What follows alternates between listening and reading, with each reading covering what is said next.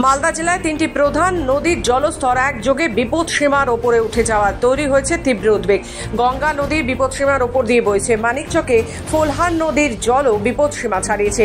ফলে ভূতনি এলাকায় রিং বাঁধের একাংশ ভেঙে গেছে।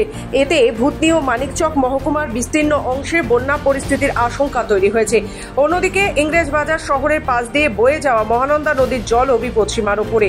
ইতিমধ্যেই ইংরেজবাজার পুরসভার একাধিক ওয়ার্ড জলমগ্ন হয়ে পড়েছে।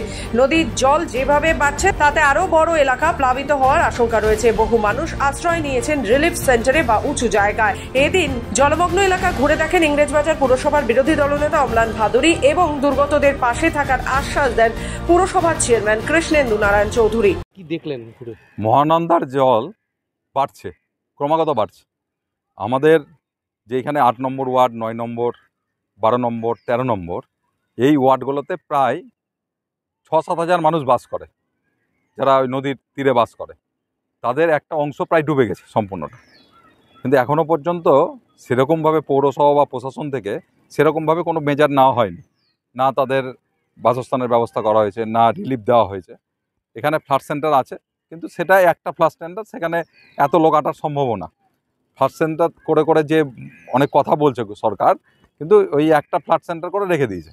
কিন্তু এখানে যে 7-8 হাজার মানুষ, তাদের কোনো ব্যবস্থা কিন্তু পৌরসভা প্রশাসন করতে পারেনি। আমরা লোকালি চেষ্টা করছি, পৌরসভাকেও বলেছি যে ইমিডিয়েট ব্যবস্থা রেডি রাখার কথা, যাতে আরেকটু জল বাড়লে আরও অনেক পরিবার কিন্তু জলমগ্ন হবে বাড়ি। কারণ এখনই প্রায় 200 বাড়ি জলমগ্ন হয়ে গেছে সম্পূর্ণ এলাকায়।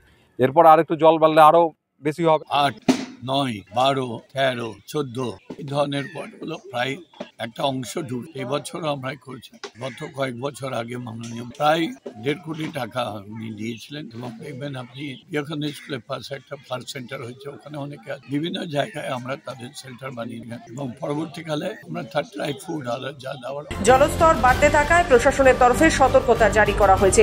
তবে স্থানীয় বাসিন্দাদের আশঙ্কা এবার পরিস্থিতি আরও ভয়াবহ হতে পারে। মালদা থেকে মাধব কুমার মণ্ডলের রিপোর্ট, খবর বাংলা।